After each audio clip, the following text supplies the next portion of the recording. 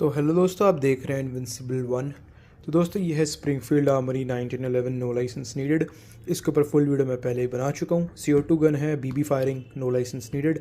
इसमें दोस्तों वैसे प्लास्टिक की ग्रिप्स आती हैं वाली।